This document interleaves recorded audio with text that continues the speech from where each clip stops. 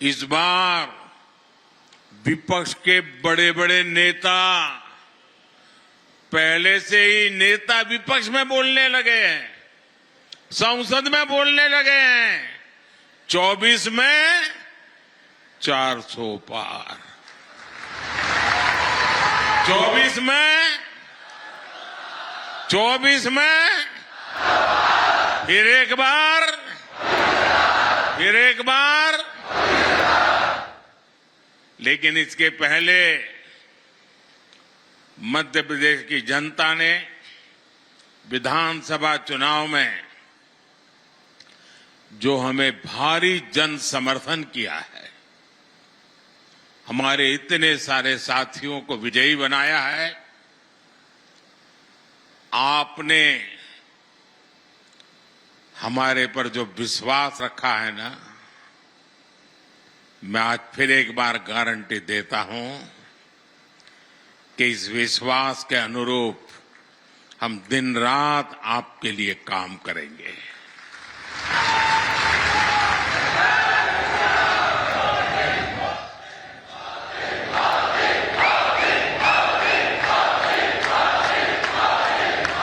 साथियों, कुछ दिन पहले जब विपक्ष में से आवाज आई 400 पार, तो फिर मैंने कहा, देखो भाई, एनडीए की 400 पार की बात तो मैं भी सुन रहा हूं, लेकिन मैं ये भी सुन रहा हूं कि अकेला बीजेपी, अकेला कमल का निशान 370 पार करेगा। 370 पार करना चाहिए कि नहीं करना चाहिए? 370 से ज्यादा सीट आनी चाहिए कि नहीं आनी चाहिए? लेकिन लाओगे कैसे? मैं आपको एक जड़ी बूटी देता हूं, दे दूं?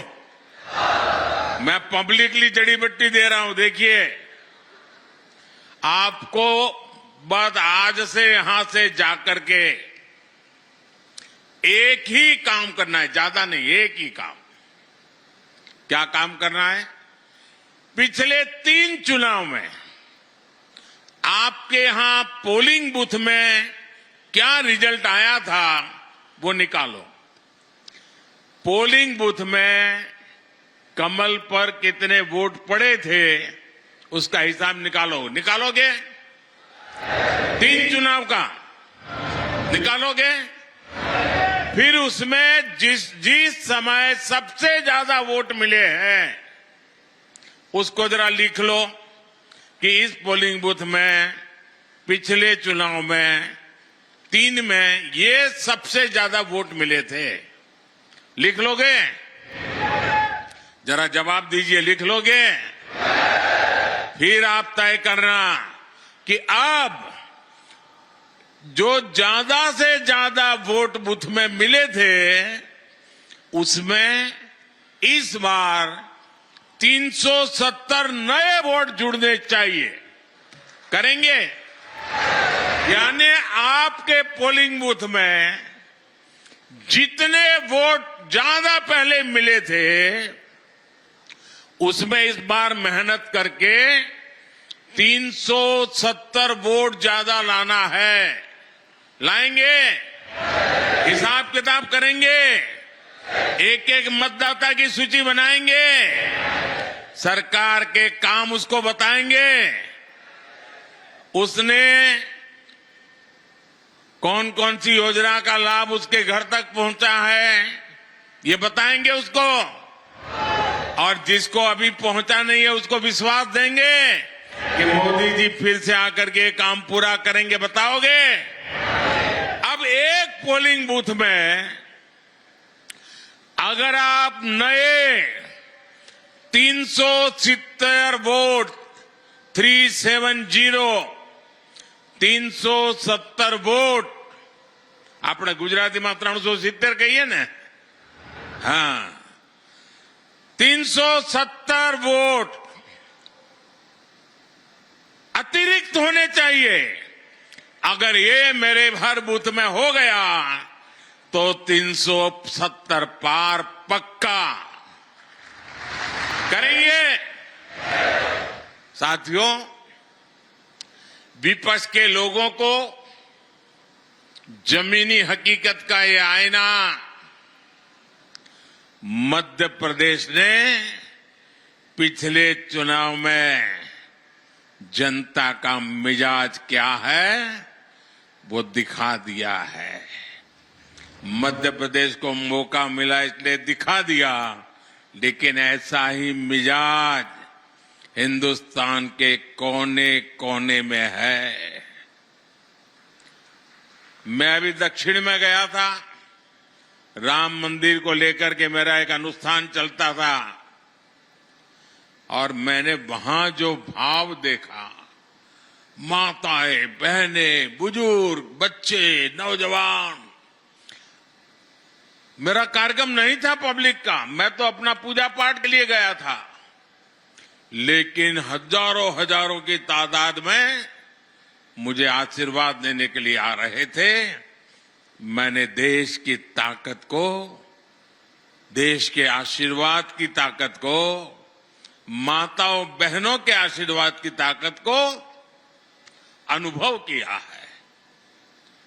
मैं कल्पना नहीं कर सकता हूं कि आपके इस सेवक को आप इतना प्यार करते हैं, इतना आशीर्वाद देते हैं।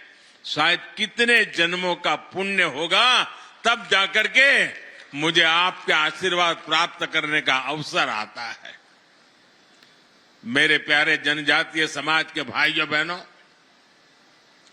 23 में कांग्रेस की छुट्टी हुई थी विधानसभा चुनाव में, 24 में पूरा सफाया होना तय है। साथियों, डबल इंजन की सरकार कैसे काम करती है, मध्य प्रदेश एक उत्तम उदाहरण आज पूरे देश के सामने है। बीते वर्षों में मध्य प्रदेश ने 2 अलग अलग दौर देखे हैं। एक डबल इंजन सरकार का ये दौर और दूसरा कांग्रेस के जमाने का काला काल। कम उम्र के युवाओं को शायद याद भी नहीं होगा कि आज विकास के रास्ते पर तेजी से दौड़ रहा मध्य प्रदेश भाजपा सरकार आने से पहले देश के सबसे बीमारू राज्यों में गिना जाता था।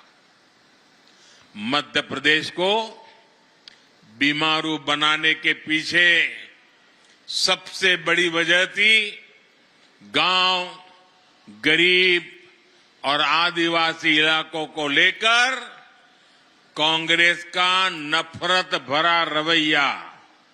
नफरत, नफरत, नफरत। इन लोगों ने न कभी आदिवासी समाज के विकास की चिंता की, न उसके सम्मान के बारे में सोचा।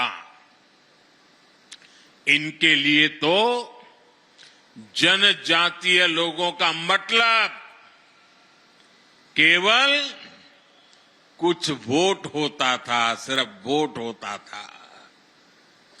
इन्हें गांव, गरीब